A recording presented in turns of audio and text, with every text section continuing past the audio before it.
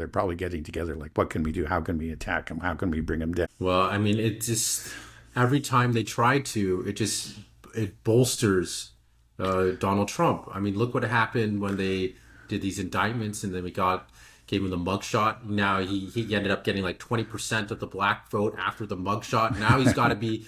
That's another thing that's come out, is just a lot of black guys are starting to identify more and more Trump's like, oh man, he got shot at, and he's got a mugshot, the state's out to get him. They're always out to get us. Now I can relate to this multi-millionaire real estate mogul from New York. They have drawn a connection from somebody that is so far from the average, ghetto black. But actually on one level, I mean, he kind of speaks. He's very flamboyant and boastful and whatever. It's sort of he does talk like a rapper does.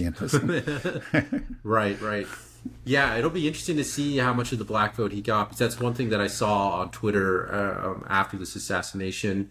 Rappers, endorsing him. Elon Musk openly endorsing him after this incident as well.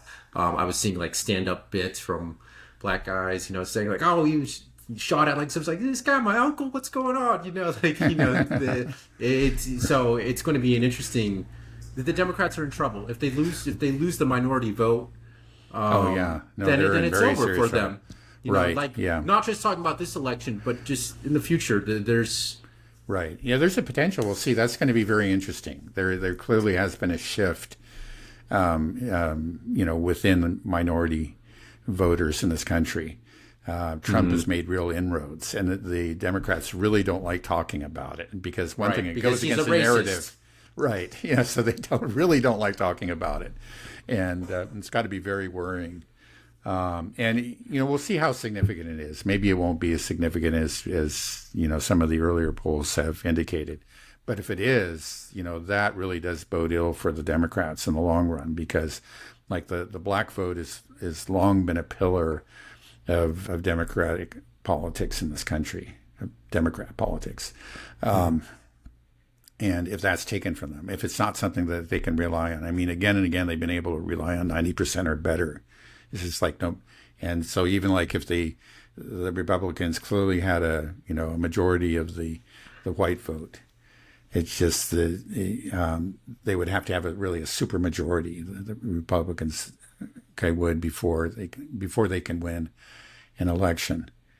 But if they lose a large portion of the black vote, everything changes. And we'll see. It's just, are they going to accept it? Are they going to change their policies? Or are they going to do something extra constitutional? I mean, their response so far is to go with deep state conspiracies and lawfare. And, are they going to just say, okay, give up, let's just change our policies and give the voters what they want, and maybe step back on the transgender stuff, which clearly isn't popular,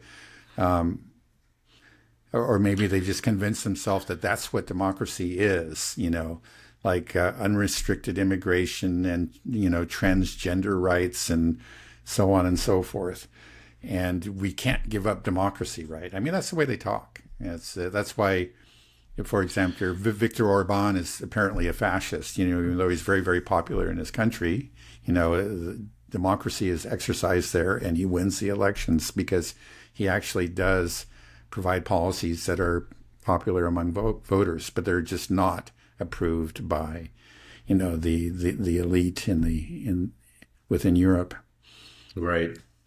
Yeah. I mean, it's ironic. It's ironic just thinking that, the left is going on and on about how it preserve democracy, when really Biden is sort of, antithetical democracy. I mean, even the popular Democratic candidate was in 2020 was Bernie Sanders. That's clearly what people wanted. But the deep state, the oligarchs, the donor class, the superdelegates said no. I mean, if you go back and remember 2020, Biden was really not a contender. Right. It was very similar to what's happened recently in France and in England, right? You had kind of an uprising in both countries. In this case, it was like the populist right, and it was the Reform Party in the UK, and Le Pen's national rally in France, right? But it's just the opposition got together and agreed to have certain candidates stand down, right, in order to defeat him. And if they just let things go, and let the voters make their choices, they would have lost. So it was similar, with like the Democrats. I remember it was right before the South Carolina primary. The phone calls were made, and all these candidates that were, taking a piece of the vote, and agreed to stand down so that all the support could go, to Biden, and then he could soundly defeat Sanders. It would have been different, if those behind the scenes deals hadn't been made.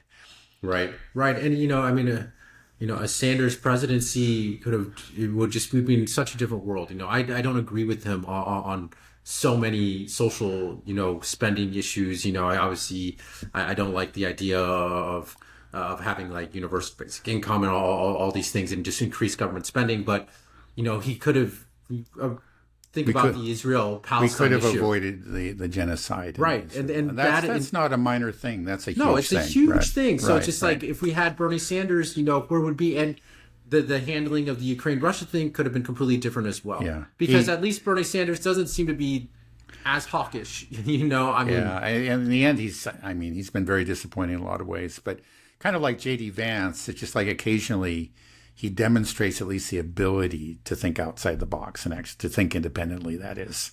And so you think that, maybe he really could have plowed a different course. We may quite possibly, probably wouldn't have, but maybe he would have, where it's just there was no chance with Biden. Right. Well, we're in the land of hypotheticals trying to analyze what Bernie would have done. But the fact of the matter is that the Democrats keep on going on about democracy. It's like, well, you're not allowing democracy to play out in your own party.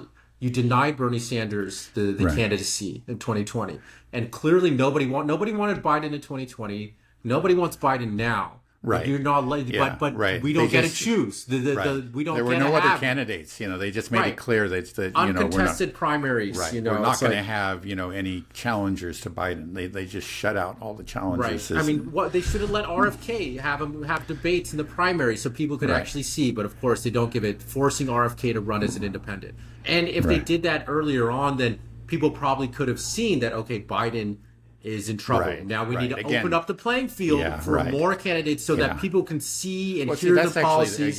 That's actually the strength of democracy, actually. It's just that, okay, you've got your candidate, you got to have him tested, right? Put him out there in front of the people and have him defend his ideas. That should be at least part of the process. And because they didn't, they ended up with this geriatric, feeble-minded. Right. Right.